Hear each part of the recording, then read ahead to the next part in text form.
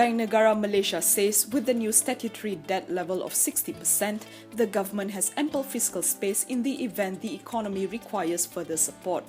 In a virtual media briefing earlier today, BNM Governor Datuk Noor Shamsia Yunus explained what matters is the government's commitment towards gradually embarking on fiscal consolidation in the medium term. She pointed out Putrajaya does have a positive track record of doing so after undertaking large stimulus spending.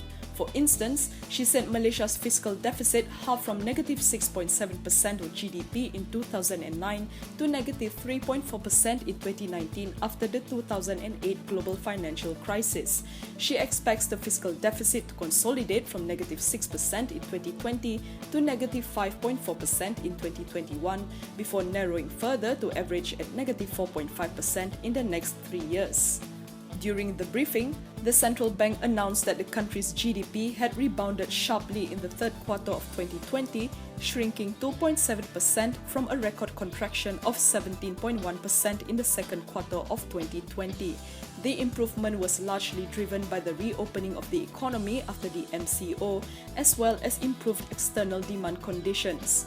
For 2021, BNM is expecting the economy to grow 6.5 to 7.5% in line with forecasts by the IMF and the World Bank.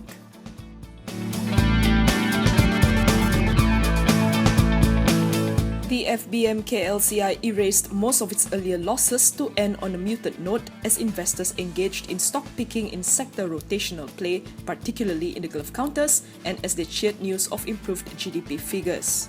The benchmark index settled down 1.09 points or 0.07% to end at 1,589.69, having ranged between 1,572 and 1,592.19.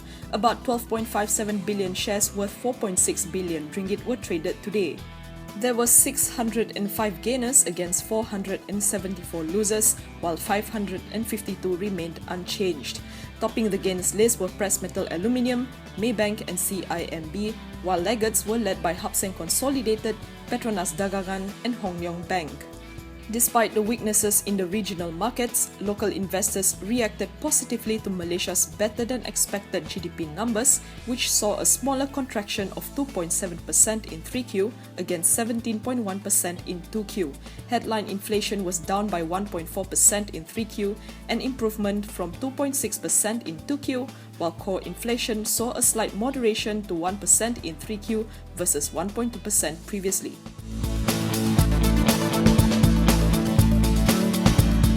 Kenanga Research views Carlsberg Brewery Malaysia as a strong candidate for recovery play given its pre-COVID-19 track record of inelastic beer demand and generous dividend payout.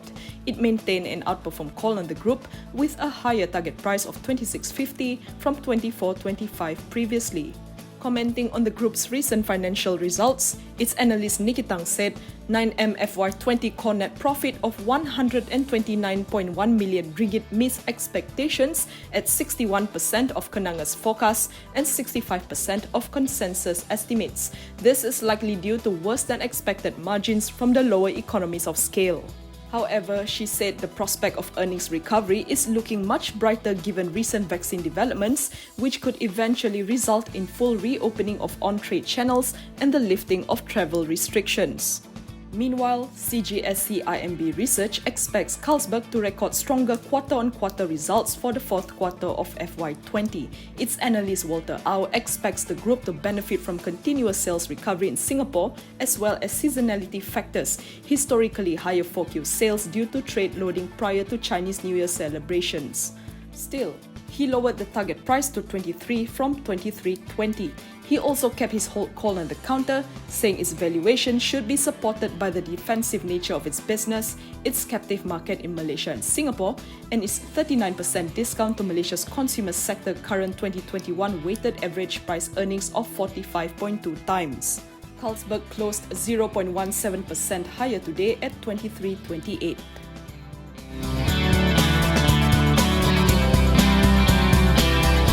Analysts foresee Star Media Group registering higher losses in the coming months as COVID-19 continues to dampen prospects while an expected round of retrenchments increases costs. Research firms covering the stock said the group's 3Q results, which saw net profits surging due to a one-off gain, failed to meet consensus expectations.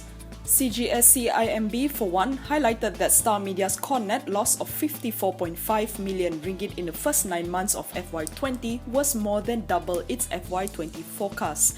The research house is also concerned about the group's long-term direction if it were to continue slashing its headcount and costs, and said its e-commerce foray was unlikely to bear fruit.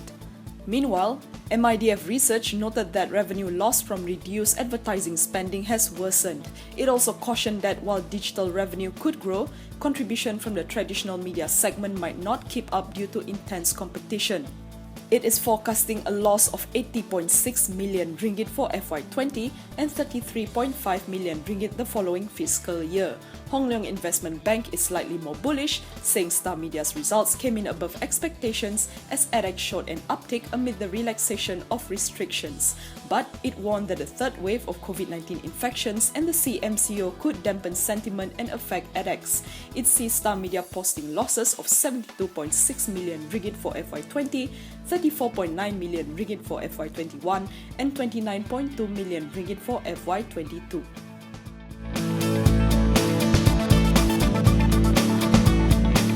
Malaysia posted 1,304 new COVID-19 cases after 5 straight days of reporting triple-digit infections. This brings the total number of infections to 45,095, with the number of current patients climbing to a record 11,822. Health Director General Tan Sri Dr. Noor Hisham Abdullah said the Klang Valley saw a spike of 567 cases, an increase of 2.5 times from 224 cases reported yesterday. Selangor saw 364 cases and KL 202 cases, the highest daily figure recorded for these two states since the pandemic hit the country in January. Putrajaya only reported 1 case today. Meanwhile, Sabah had 556 new patients, representing about 42.6% of today's new cases. As for recoveries, 900 more patients were discharged, bringing the total tally nationwide to 32,969. There was 1 new death, bringing the death toll to 304.